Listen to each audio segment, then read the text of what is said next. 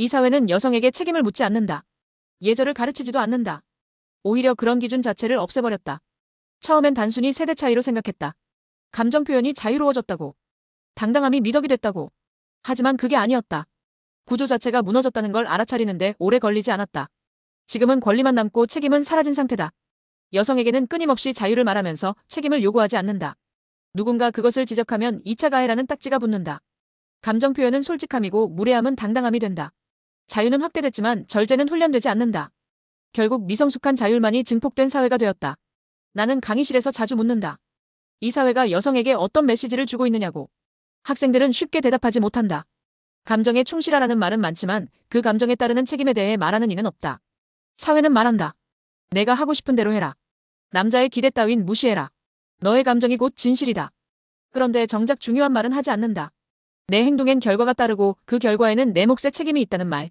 그건 빠져있다. 누구도 가르치지 않는다. 누구도 말하지 않는다. 여성은 언제든 피해자가 될 수 있다는 전제가 사회 전반을 지배한다. 그래서 어떤 비판도 억압으로 받아들여진다. 누군가 책임을 요구하면 곧 가해자가 된다. 결국 아무도 요구하지 않게 된다. 그렇게 해서 여성은 감정의 주체가 되고 사회는 그것을 당연하게 받아들인다. 감정 중심의 문화는 도덕을 해체한다. 예의, 절제, 책임 같은 고전적 덕목은 가부장제의 잔재라는 이름으로 해체됐다. 대신 등장한 건 감정의 솔직함이라는 허울뿐인 미덕이다. 감정을 쏟아내는 것을 용기로 포장하고 무례함조차 스타일로 포장한다. 대중문화는 이를 부추긴다. 센 언니 당당한 여자라는 서사가 무례한 행동을 정당화한다. 이것은 단순한 여성 편향의 문제가 아니다. 사회 시스템이 기능을 상실한 결과다. 그렇게 해서 자유만 남고 자정 능력은 사라진다. 이건 문화 비판이 아니다. 문명 구조에 대한 통찰이다. 우리는 지금 개인의 문제를 말하는 것이 아니다. 사회 전체의 균형이 무너지고 있다는 사실을 직시하고 있는 것이다. 책임 없는 자유는 결국 자멸을 낳는다. 지금 우리는 바로 그 자멸의 초입에 있다. 여성은 성장을 멈췄다.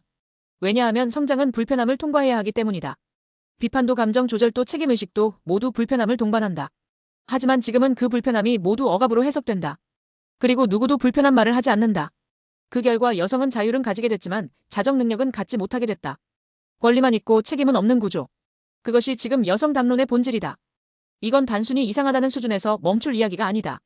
이건 문명이 스스로를 방치한 결과다. 지금의 사회는 균형을 잃었고 기능을 상실했다. 나는 그걸 매일 교단 위에서 본다. 하지만 말하지 않는다. 말하면 불편해지고 불편한 사람은 추방되기 때문이다. 그래서 결국 모두가 침묵하고 외면한다. 그 결과 감정은 날뛰고 책임은 증발한다. 나는 이 흐름을 단호히 비판한다. 감정에 충실하라 말하던 그 목소리들이 책임에 대해 아무 말도 하지 않는 그 모습이야말로 이 문명의 진짜 병폐다.